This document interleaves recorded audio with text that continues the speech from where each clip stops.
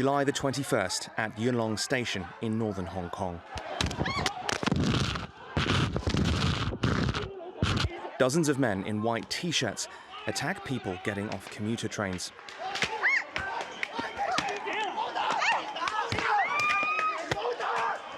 Scores are injured, most of them young protesters who had earlier taken part in anti-Beijing demonstrations. Police were slow to arrive. An injured pro-democracy lawmaker afterwards accused the force of deliberately turning a blind eye. Calvin So was one of those hurt. The police need to take responsibility and deal with this. They can't just let people rampage like this, as if there's no legal system in place. The incident was the result of weeks of rising tensions in Hong Kong. At the heart of them has been conflict between the city's youth and its police force. Planned changes to local extradition laws sparked protests in March. Those grew until, on June the 9th, an estimated 1 million people were on the streets. They demanded an end to the legislation that would allow Hong Kongers to be sent to the mainland to stand trial in Communist Party-controlled courts. Demonstrations had begun peacefully, but they quickly descended into chaos. In what would become a familiar scene for the rest of the year, protesters threw bottles and metal barricades at police. Officers responded with tear gas and rubber bullets. While some criticised police tactics as aggressive, the government stood by the force. Everyone should know there are consequences for breaking the law. Regardless of your age, the result will be severe. That response fanned the flames of the protest movement. Its list of demands grew to include democratic reforms and an independent investigation into police actions. In July, as Hong Kong marked the 22nd anniversary of its handover from the UK to China, anger turned to the Legislative Council. Thousands of protesters began attacking the building. Eventually, they forced their way inside and vented their fury on the symbols of the city's authority. Police had initially abandoned the building, but some pro-democracy politicians tried to intervene. At least we stopped them. One of them was Labour Party lawmaker Fernando Cheung. He says that although he tried to stop the protesters, he sympathises with them too.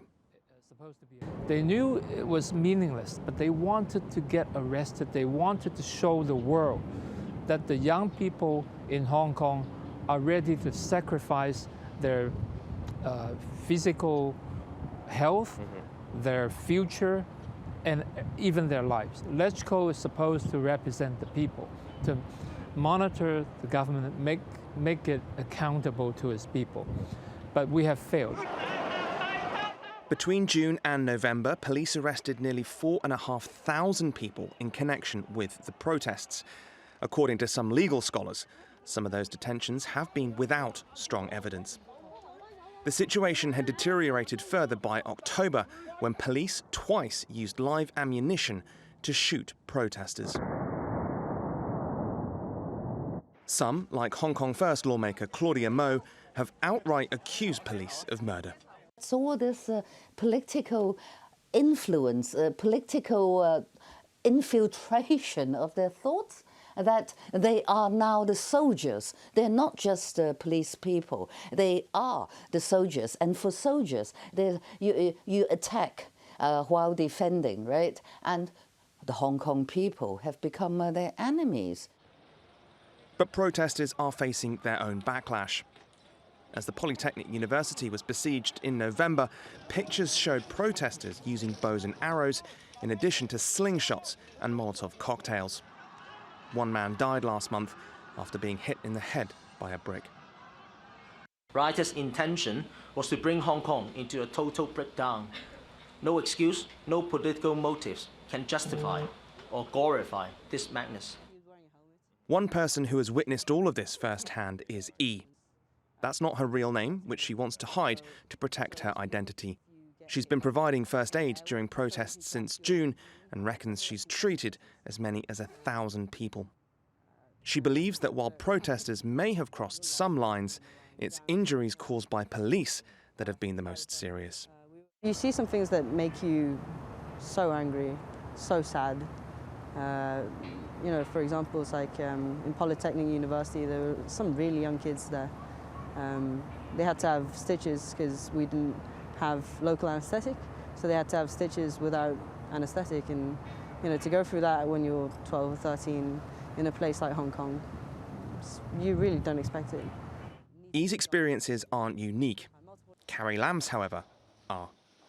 Despite withdrawing the extradition bill, Hong Kong's chief executive has publicly been defiant about the protesters' other demands. Behind the scenes, though, private conversations suggest it's Beijing, not Lam, that's been determining the response to the protests. This is from a secret recording Reuters released in September.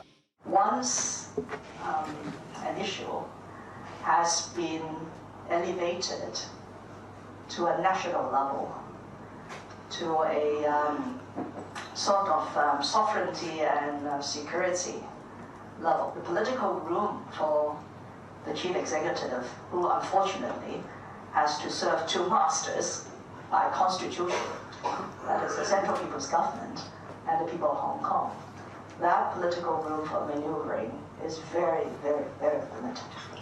Local council elections at the beginning of December were supposed to change all of this, though. After pro-democracy politicians swept to power with Hong Kong's largest ever election turnout, hopes for change grew. But as the new year approaches, protests have already returned to the streets, and the question marks over Hong Kong's future are still as big as ever.